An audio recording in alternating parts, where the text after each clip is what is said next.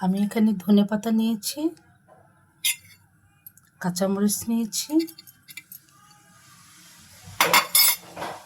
তারপরে মশলা নিয়েছি,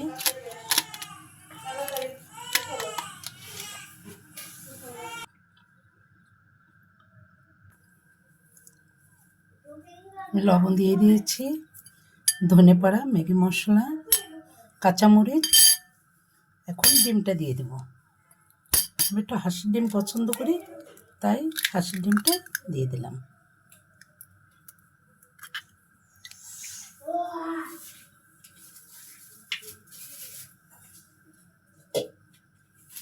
আমি একার জন্য একটুখানি নুডলস পাস্তা আমি সিদ্ধ করে নিয়েছি। আমি এটা মেখে নিচ্ছি।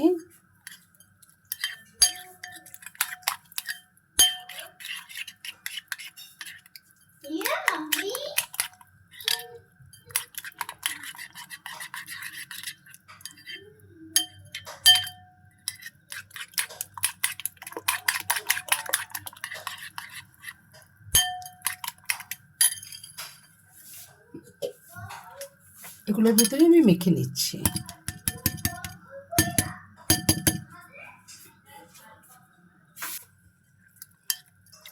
আমি এটা মেখে নিচ্ছি। আমি এখন এটা দিয়ে পাস্তা পরোটা তৈরি করব। একটু মরিচের গুঁড়োও দিয়ে দেব, একটু মরিচের গুঁড়ো দিয়ে দিলাম। আমি অফ ক্যামেরায় আমি একটু আদা বাটা, একটু রসুন বাটা, আমি একটু জিরা বাটা দিয়ে দিচ্ছি। এর ভিতরে প্যান দিয়ে দিয়েছি, চুলায় কড়াই দিয়ে দিয়েছি। বিসমিল্লাহ, আমি ঢেলে দিচ্ছি পাস্তা নুডলস আমি দিয়ে দিলাম।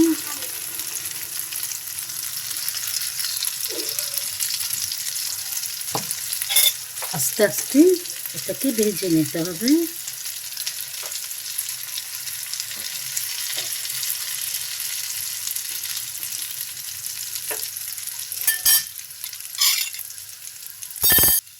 আমি উপর দিয়ে আবার একটু পেঁয়াজ দিয়ে দিচ্ছি।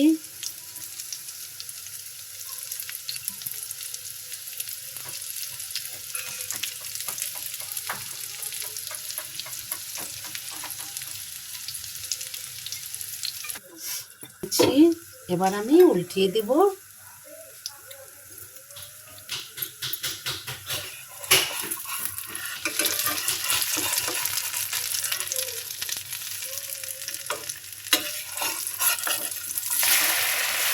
ভেঙে গেল।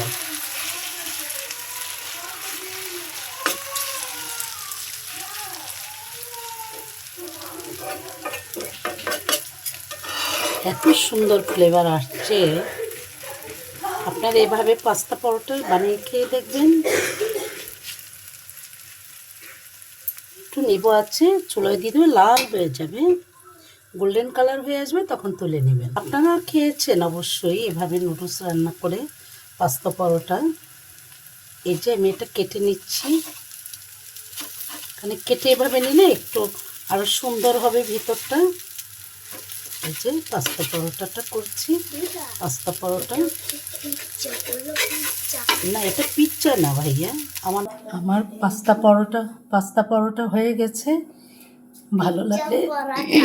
ভালো লাগলে লাইক কমেন্ট শেয়ার করবেন। আসসালামু আলাইকুম।